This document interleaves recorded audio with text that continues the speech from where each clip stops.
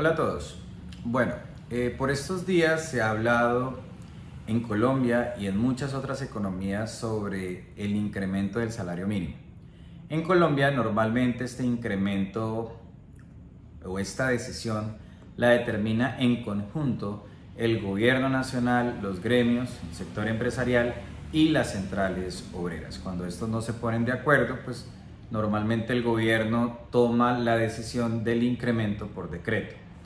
Para este año se ha determinado, de acuerdo a noticias recientes, que el incremento para el salario básico en Colombia en el 2023 va a ser del 16% y en el auxilio de transporte va a haber un incremento del 20%.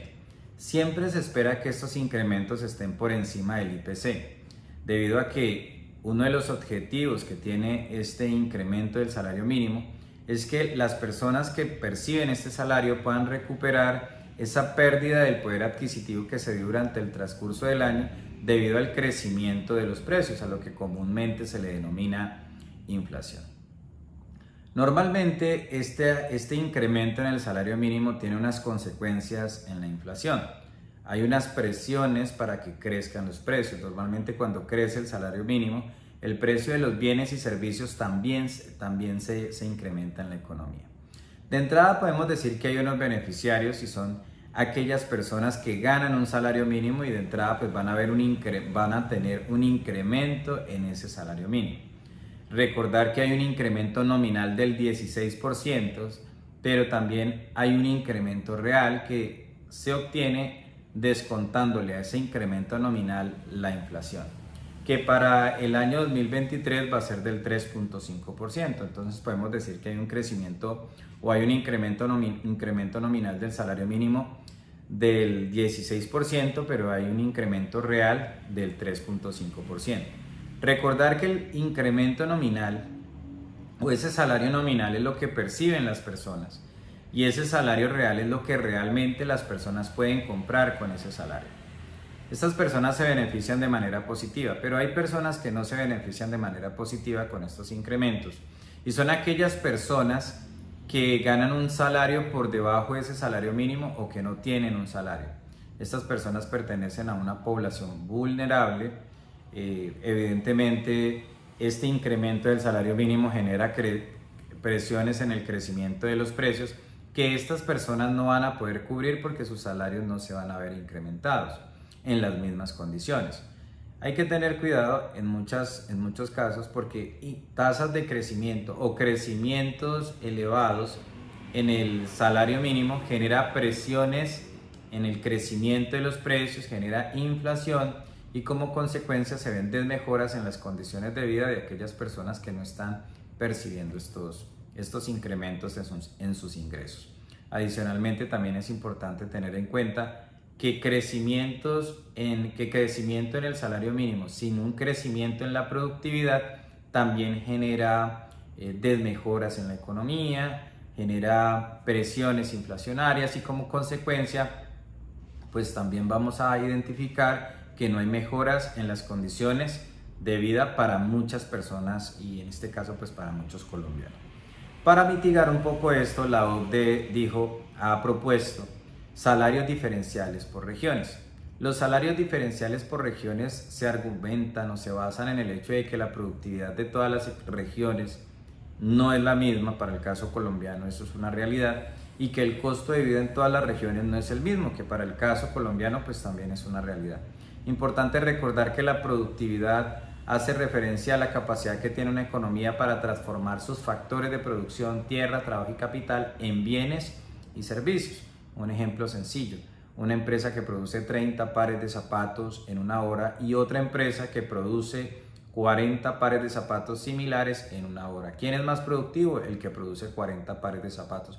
¿Por qué es más productivo? Porque probablemente cuenta con una tecnología más avanzada, más moderna, ¿cierto? Con condiciones que le permiten producir 40 pares de zapatos en una hora por encima de los 30 pares de zapatos que produce la otra empresa, ¿cierto? Entonces, en las regiones, pues sucede lo mismo. ¿De qué depende la productividad en las regiones?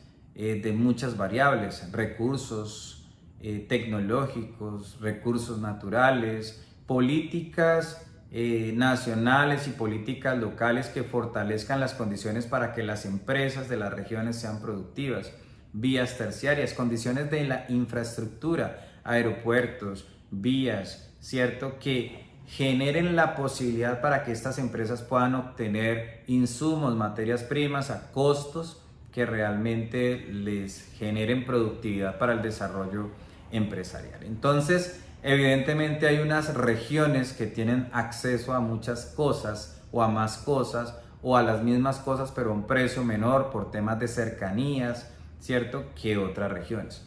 Probablemente es mucho más productivo Bogotá, con mucha certeza, pero Bogotá es mucho más productivo porque está en el centro, donde está toda la industria, ¿cierto?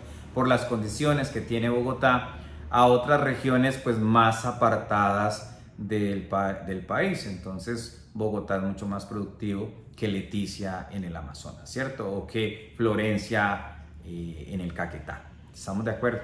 Entonces se proponen esos salarios diferenciales por regiones. Algunos manifiestan que no es adecuado, que no es bueno.